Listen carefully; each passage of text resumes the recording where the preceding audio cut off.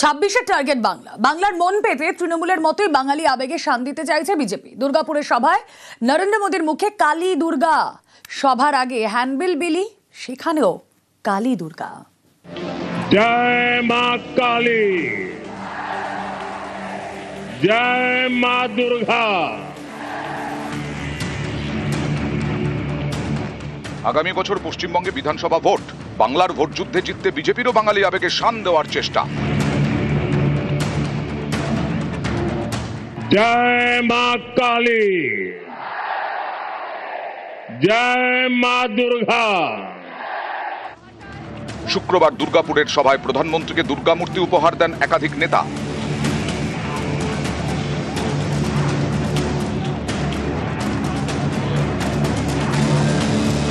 সভার আগে হ্যান্ডবিল বিলি করে বিজেপি, সেখানেও লেখা জয় মা কালী, জয় মা দুর্গা।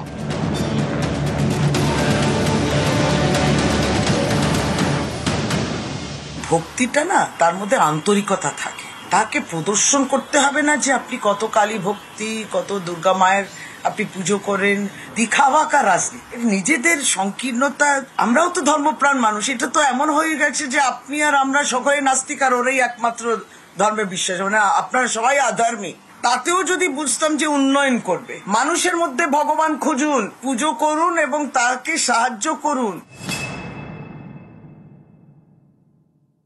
দেখুন, জয় মা কালী, জয় মা দুর্গা দিয়ে সভা বা যে কোনো শুভ অনুষ্ঠান মায়ের নাম করে, ভগবানের নাম করে আমরা শুরু করি।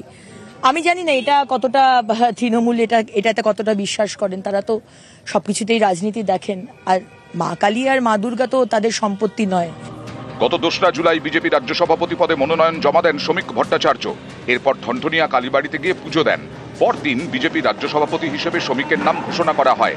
সেদিনের অনুষ্ঠানে ছিল কালীঘাটের কালী মূর্তির ছবি। এ রাজ্যে বিজেপির সভাপতি হয়ে লেক কালীবাড়িতেও পুজো দেন শ্রমিক ভট্টাচার্য। এবার মোদীর সভার হ্যান্ডবিলে দুর্গা কালী।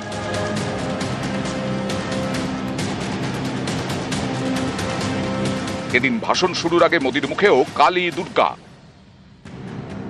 জয় মা কালী, জয় মা দুর্গা। নিউজ 18 বাংলা। দুর্গাপুরে মোদীর সভায় ব্রাত্য দিলীপ। বাংলায় যখন মোদী, তখন দিল্লিতে দিলীপ ঘোষ। দিল্লি যাওয়ার আগে রাজ্য নেতৃত্বের বিরুদ্ধে ক্ষোভ উগরে দেন বিজেপির প্রাক্তন রাজ্য সভাপতি।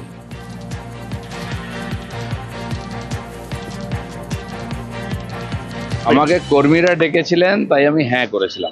পার্টি ডাকেনি, হয়তো পার্টি চায়ও না আমি যাই, অস্বস্তি হবে, সেই জন্য আমি যাচ্ছি না দুর্গাপুরে মাননীয় প্রধানমন্ত্রীর সভা। দিল্লিতে বিশেষ কাজে যাচ্ছি, পার্টির কাজে যাচ্ছি। আমাকে কর্মীরা ডেকেছিলেন, তাই আমি হ্যাঁ করেছিলাম। পার্টি ডাকেনি, হয়তো পার্টি চায়ও না আমি যাই, অস্বস্তি হবে, সেই জন্য আমি যাচ্ছি না দুর্গাপুরে মাননীয় প্রধানমন্ত্রীর সভা। দিল্লিতে বিশেষ কাজে যাচ্ছি, পার্টির কাজে যাচ্ছি। বাংলায় যখন মোদী, তখন দিল্লিতে দিলীপ। আর দিল্লিতে জেপি নাড্ডার সঙ্গে সাক্ষাৎ করেন দিলীপ ঘোষ। বৈঠক শেষে বেরিয়ে এসে তার ইঙ্গিতপূর্ণ মন্তব্য, খুব গল্প হয়েছে। খুব গল্প হয়েছে, গল্প হয়েছে, খুব গল্প হয়েছে। কিছু বলেছে? না না না না না, গল্প হয়েছে, খুব গল্প হয়েছে, গল্প হয়েছে, খুব গল্প হয়েছে। কিছু বলেছে? না না না না না, গল্প হয়েছে।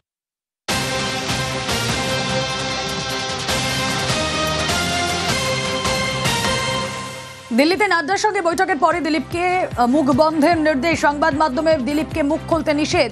আজ নাড্ডার সঙ্গে 1 ঘন্টা বৈঠক করেন দিলীপ। বৈঠকে দিলীপকে মুখ বন্ধের নির্দেশ, সংবাদ মাধ্যমে মুখ খুলতে নিষেধ নাড্ডা।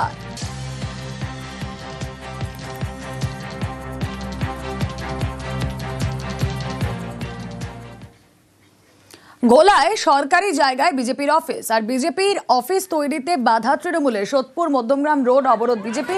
তৃণমূল ও বিজেপির মধ্যে বচসা হাতাহাতি, পুলিশ গেলে পুলিশকে ঘিরে বিক্ষোভ বিজেপির। উত্তেজনা ঘোলা তালবান্দা মোড় এলাকায়। পার্টি অফিস ভেঙে দেয় প্রশাসন।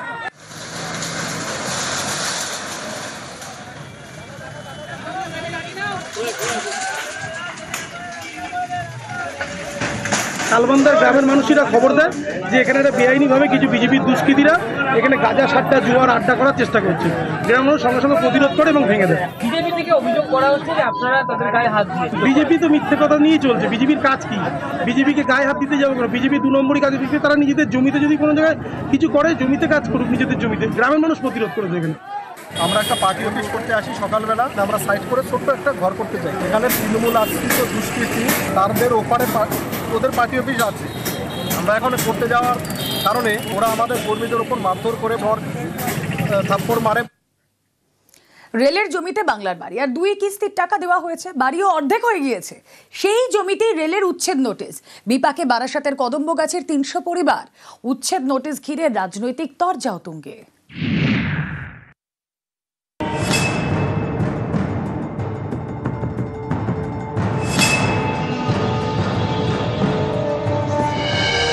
বাংলার বাড়ি প্রকল্প, পাকা বাড়ি তৈরি করতে টাকা দিচ্ছে রাজ্য সরকার। সেই টাকায় বাড়ি তৈরি হচ্ছিল রেলের জমিতে। সেখানেই রেলের উচ্ছেদ নোটিশ।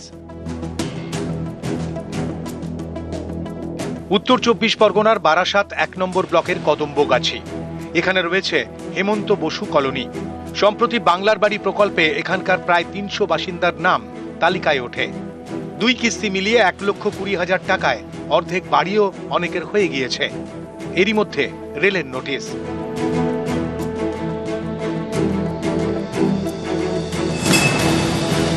তাতে বলা হয়েছে 19শে জুলাই অর্থাৎ শনিবারের মধ্যে জায়গা খালি করতে হবে। এতে বিপাকে স্থানীয়রা। শুক্রবার এলাকায় যান বারাসাত 1 নম্বর ব্লকের বিডিও। স্থানীয়দের সঙ্গে কথা বলেন, কিন্তু উচ্ছেদ নোটিশ ঘিরে চিন্তায় উপভোক্তারা। নোটিশ গিয়ে বললো কি এখান থেকে তোমাদের 2 দিনের মধ্যে ঘর বাড়ি সব জিনিসপত্র বের করে নিয়ে যাও, না তো ভেঙে দিয়ে যাবো। বলেছে ঘর বাড়ি ভেঙে দেবে, এখানে বাস করা যাবে না। রেল বলে গেছে, নোটিশ দিয়ে গেছে। হ্যাঁ, কি করবো, আমরা গরিব মানুষ, আমাদের তো জায়গা দিতে হবে না, আমরা কোথায় যাবো? দীর্ঘদিন ধরে এখানে বাস করছি। আবাসে অথবা বাংলার বাড়িতে আবেদন করতে নিজের জমি থাকা চাই। টাকা বরাদ্দের আগে জিও ট্যাগিং মাস্ট। এই কাজ করেন বিডিও অফিসের প্রতিনিধিরা। আবেদনকারীর জমির নথি যাচাই করা হয়। এখানেই অনেকের প্রশ্ন, জমিটা যে রেলের সেটা কি তখন নজরে পড়েনি? তাহলে গাফিলতি কার? রেলের ভূমিকা নিয়েও ক্ষুব্ধ বাসিন্দারা। তাদের প্রশ্ন, পাকা বাড়ি তৈরির কাজ অর্ধেক হয়ে যাওয়ার পরে এখন কেন রেল উচ্ছেদ নোটিশ ধরাচ্ছে? তারা আগেই কেন বলল না যে উঠে যেতে হবে? আমরা এসছি, দেখছি, আমরা যথা জায়গায় রিপোর্ট করব। সেক্ষেত্রে রেলের সাথে কোনো বৈঠক বা কথা হয়েছে এখনো পর্যন্ত? না, রেলের সঙ্গে কোনো বৈঠক হয়নি। ওনাদের ইঞ্জিনিয়ার এসেছিলেন, ওনার সঙ্গে কথা হচ্ছিল। রেলের শিয়ালদা ডিভিশনের দাবি, বৃহস্পতিবার বাড়ি তৈরির কাজ শুরু হয়। সেই সময় বিষয়টি নজরে আসে। রেলের নিরাপত্তা বিভাগের আধিকারিক এবং ইঞ্জিনিয়াররা ঘটনাস্থলে যান, স্থানীয়দের সঙ্গে কথা বলেন। শিয়ালদা ডিভিশন উত্তর 24 পরগনা জেলা প্রশাসনকে জানায়। এরপর উত্তর 24 পরগনার জেলা শাসক, অতিরিক্ত জেলা শাসক এবং পুলিশ সুপারের সঙ্গে বৈঠক করেন রেলের আধিকারিকরা। সিদ্ধান্ত হয়েছে বাড়ি তৈরির কাজ বন্ধ থাকবে। রেল তার জায়গা কিভাবে তিনি উদ্ধার করবেন সেটা রেলের ব্যাপার। যদি জবরদখল করে থাকে, নিশ্চয়ই তো রেল তার সম্প্রসারণের কাজ ত্বরান্বিত করতে সেখানে জায়গা দরকার হবে, আর সেই জন্যই হয়তো সেটা উচ্ছেদ করছে। তবে কারোর যাতে জমি বা বাড়ি না ভাঙে, বা ভাঙলেও যাতে তারা পুনর্বাসন তারা পায়, আমরা নিশ্চয়ই রেলের সঙ্গে কথা বলে সেদিকটাও আমরা দেখব। ওটার প্রশ্নই নেই। যারা আজকে দীর্ঘদিন ধরে এখানে বসবাস করছে, গরিব মানুষ, তারা বাংলার বাড়িও পেয়েছে, তাদের উঠার কোনো প্রশ্ন নেই। আর পুনর্বাসন তাদের এখানে করেছে 50 বছর আগে, আর তাদের কোনো পুনর্বাসনের দরকার নেই। উত্তর 24 পরগনার বারাসাত থেকে জিয়াউল আলম, নিউজ 18 বাংলা।